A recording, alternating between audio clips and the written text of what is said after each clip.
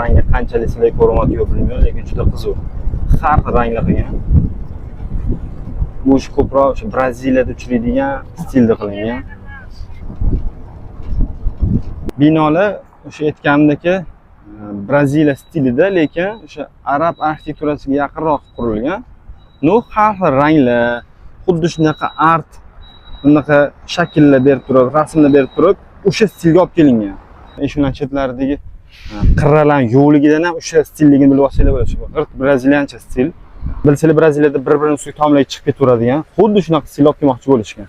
Alohida kafelar, restoranlar bu yerda mana o'sha aytgandek bir-birini tomini ustiga chiqib ketaveradigan stilda qilingan.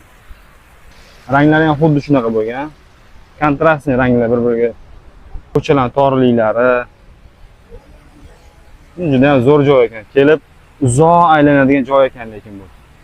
Mana yana shunaqa mahallalardan bittasi. Konkret o'sha atmosferani berish uchun qilingan joy.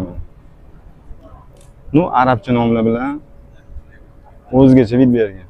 Lekin qoyilmaqom art qilingan joylari.